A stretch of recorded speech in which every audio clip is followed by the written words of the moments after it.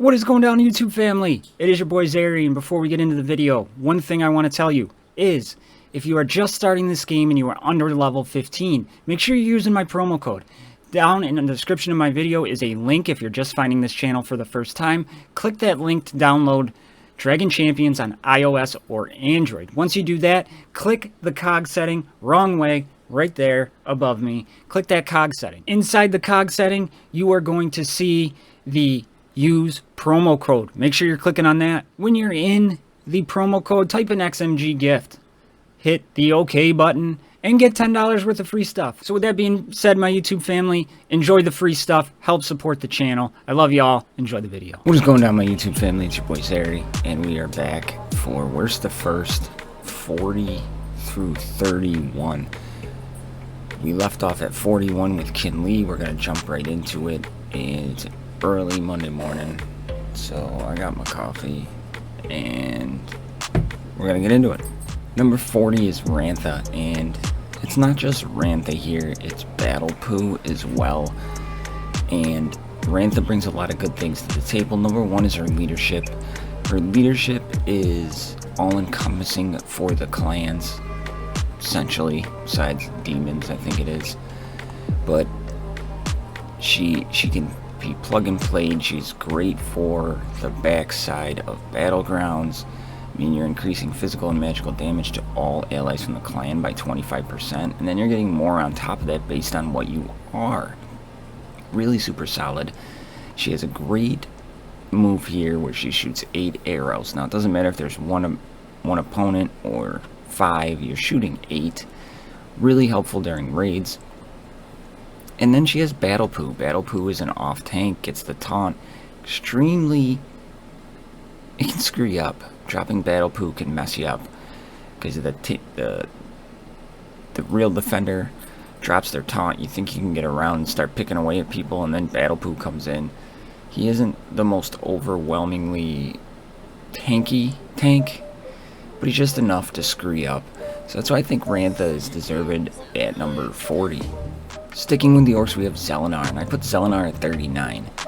And I wish I had Elenar higher star count than I do, but he's still usable, and he brings so many cool things into the party. And, you know, right here, he increases health, shield, armor, crit chance, speed, and magic damage by 10%. He makes Mortha and Corcoran somewhat viable by putting him on there, right, if you have that T7. His totems are just super cool. He gets the air, earth, fire, and water. I mean, the earth is the taunter. Air increase haste. Fire like spits out burn, and water heals. So depending on what you get, it can be super annoying. He has like an off tank with him, which is really cool. My favorite part about Elenar is this chain lightning. Deals 240 magic damage to an enemy, change 4 random enemies, and the damage decreases, inflicts a tenacity decrease, and then has a 30% chance to repeat the attack. That is just super cool. I've gotten this thing to go off a couple times in a row, and it can be pretty devastating. So if you haven't had a chance to play with Elenar, he's a lot of fun. He's a fun character. He can be kind of plug and played because he does carry that mage tag, so that's pretty interesting. Now his basic here, 340, and then deals an additional 30% for each living totem in the party, so pretty good scaling basic as well. I like Elenar, fun to play, a little bit RNG depending on what totem drops, but he's a lot of fun.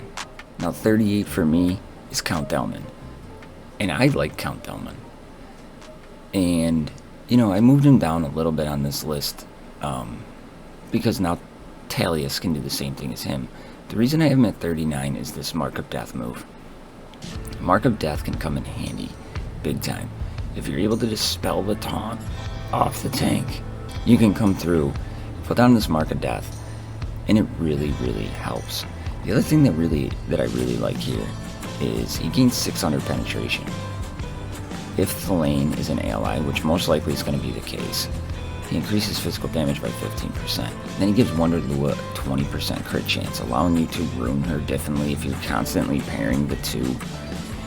And then also he gives a dodge increase in haste for 2 turns and recovers 50% turn meter. But then he gives all allies a crit damage increase, which plays into the elves so well. because you're stacking their crit chance. So they're going to deal more damage. So I know my love for Count Delman might put him a little high than some, but then he has one of the best basic abilities too. Increases the cooldown of a random ability by 1. Just really well-built kid. He's tankier than you would expect. He gains a lot going to gear 12 and gear 13 as well. So Count Delman for me, some of you probably think this is too high for him. I have him at 38 because I enjoy playing with him quite a bit. 37 is Bordwin. Bordwin is just a fantastic champion. Number 1, he's plug and play because he has this great move here. 340 physical damage to all enemies, consumes 25% charge, but lets you put on armor decrease and damage decrease for 2 turns. Very solid debuffs. Here he receives a damage increase and a crit chance increase. You know, basic ability dispels. That is huge. Tier 7, which I put on him, he removes 2 random buffs. 1% charge, he gains a 5% chance. So if you're using all of that 20%, it's a 100% guarantee. So, you know, and then he gains penetration, which allows him and Zappy to do more damage. Obviously, he benefits a lot from having dwarves by his side, of course, you know, to help you regain that charge. But if you need a Dragon Slayer or Warrior for a tournament, Bordwin can help out any squad, increasing the overall damage. It's just a solid champion, and I like him. Number 36 is Naya, and Naya is a tricky character. She really benefits like the higher gear levels you get her, and some of her T7s could definitely help her out, but she's completely playable without T7s, and she hits like a truck. She can put out some damage. And her basic ability, if the target has taunt, she deals more damage, deals 275 physical damage to other random enemies and inflicts bleeding for 2 turns to both targets. So what I like is if you're attacking, they put up that taunt, you're stuck behind that taunt, she's going to do damage to other people, and that secondary hit is pretty big.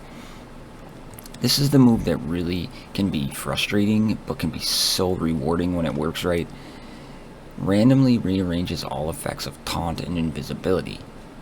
Sometimes it puts it right back to where it was. Sometimes it'll move the taunt over to a damage dealer and moves the invisibility over to the tank. So really good. If the positions of buff hasn't changed, she gets 30% turn meter. So at least you're getting something if it doesn't work the way you want it to work. And it ignores tenacity. So it's almost guaranteed to land. You just put a little potency on her and you forget about it. Here, look at everything she's getting. Crit damage, tenacity, damage, dodge for 2 turns. If Selena's in the party, she gets the same thing. If Naya is at full health, she restores 50% turn meter. Sword Dance is just really good. And it does more than buff her. Gives her the turn meter, like it. And then here, enemies with the biggest maximum health who receive damage receive an additional damage for 6% of the health. This damage ignores armor. So this is really solid, especially pairing her with a Selena in the raids. She can help you out. Naya is just really good. She hits hard. She gives you some plug and play viability to get around those tanky teams. Pairing her with Selena is obviously better, but she doesn't have to be paired at all. Putting her with a Soleus lead can work because of the counter chance she gets, because if she attacks the tank on a counter attack, she can still attack off that. So she's a lot of fun, and I really enjoy playing her, and that's Naya. Number 35 is Master Duo, and Master Duo took a big jump in my list because his T7s make this guy insane. You put T7s, get him up to gear 12 and gear 13, his AoE is devastating. Absolutely devastating. Then he's fantastic in raids because he applies the slow on his basic. He removes invisibility, and a dodge increase from the target, so he's great for that, for the elf comp. Just really, really good. He can be plug and played with any team because he doesn't need really pandas to benefit him off of his move kit. Here, this is his AoE. For enemies receiving damage, gains a damage increase and an accuracy increase for 2 turns. 270 on an AoE doesn't seem like a lot, but man, he just seems a way to find damage and crank it. Gains a crit chance increase, crit damage increase, counterattack for 3 turns, recovers his health, gains turn meter, gains shield equal to 100% of the health healed. He stays alive. The big problem with Master Duo was he wasn't staying alive long enough. Here, doesn't matter. I mean, he's much more survivable. He's immune to blindness, so he's great versus the Garretts of the world, who just really piss you off. He can target and counterattack invisible enemies. Awesome for that, again, against that elf comp. You know, Master Duo gains a damage increase equal to the extra hit chance. He's just a really, really good champion, and I severely underrated him before, but I think Master Duo is a top 40 champion when you get him to gear 12 and gear 13. Gear 11, he's still a little bit underwhelming, but I gotta take all that stuff into account, and he is boss. Number 34 is Roxy. Roxy is so underrated. I think she's the most underrated character in this game. If I need a Dragon Slayer in a tournament, she sneakily fits in there. I love using her. She does really good damage for a healer as well. Deals 200% magic damage, deals an extra 14% magic damage for each stack of feathers on Roxy. The only bad part here is it removes 1 stack of feathers. At T7, I'd like to see it not remove a stack of feathers. That would be amazing. Here, her Spark of Life, 400%, an additional 25% or 20% stack of feathers on Roxy, and then she spreads them out, which is super cool because feathers reduce. Each stack of feathers reduces incoming damage by 5%. Obviously, she pairs better with the Kagi and Boris partnership because then she'll gain the additional stacks, but you don't need to have them there for her to be super effective. At the end of her turn, she gains 1 stack of feathers for 2 turns. Allies with at least 1 stack of feathers gain a random buff. The buffs are awesome. Dodge, haste, potency, critical chance, crit damage, counterattack, and accuracy. Really, really big buffs. And it just has to be allies. Allies with at least 1 stack of feathers. So she does the mass heal, spreads them all out.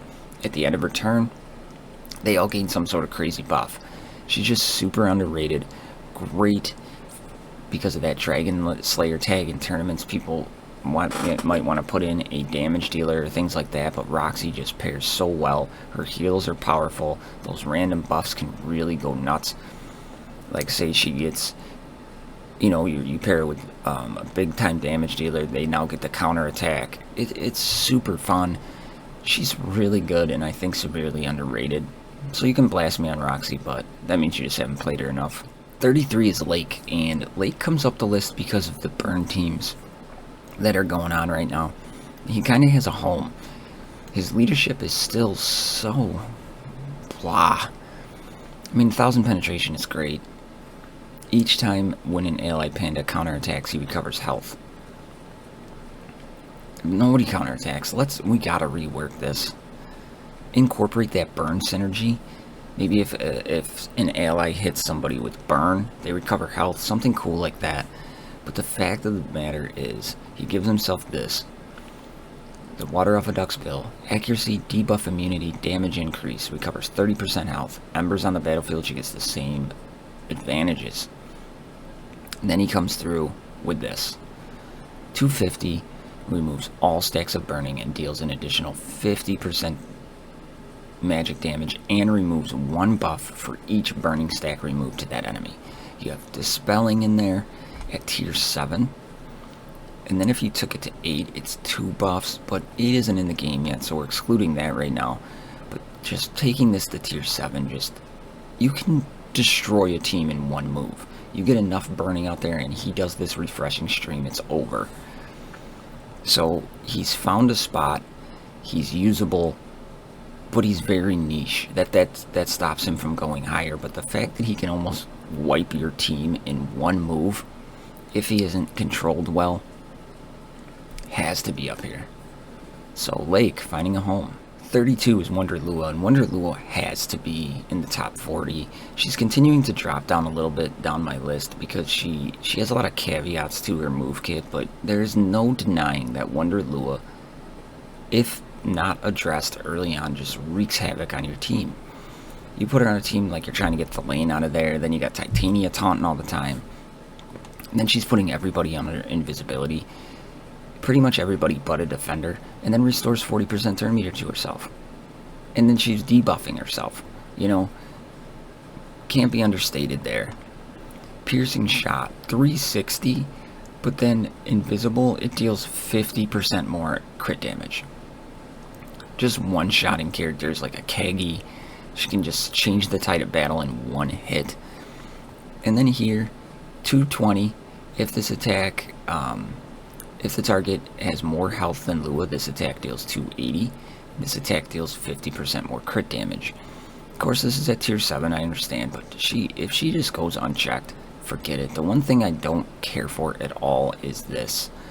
Increases physical damage by 20%, which is nice, but then she gets an additional 10% for each living demon and 3% for each living elf in the party.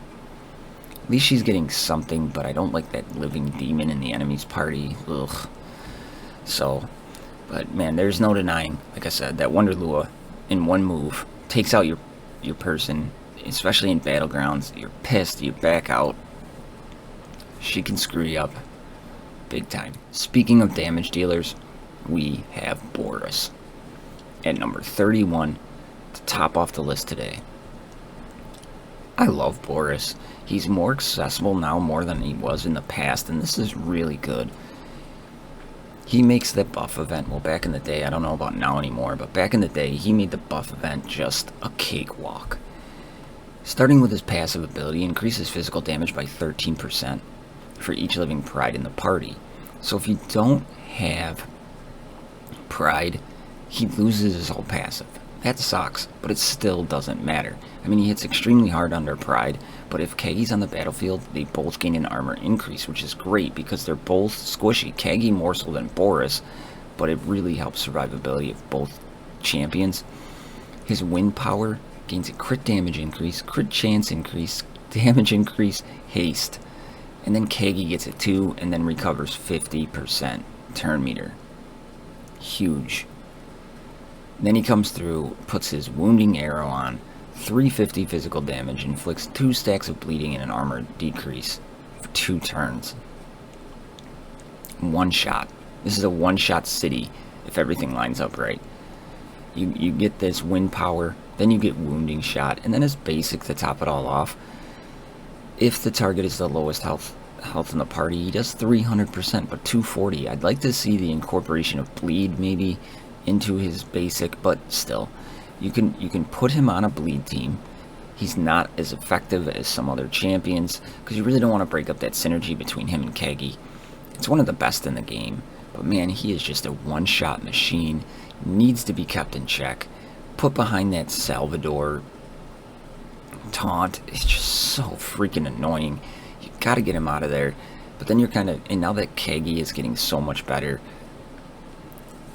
if he wasn't so niche to the pride, or so dependent on the pride to even do more and more and more, he'd be higher. But Boris at 31 is where it's at. He's good. So there it is, my YouTube family. There is number, where were we? 40 through 31 of the worst to first. I'm sure there's some in here that people kind of disagree with, but again, my list and how I like to play with them. So let me know what you think. As always, I know you will. Thank you for all the love and support, especially on the revamped noob series. Don't forget to go to my community page and vote for the next revamped noob series. I put a couple newer characters on there to try to mix it up, then we'll go back to the half pigs. So with that being said, I love y'all. See you in the next one. I'm out.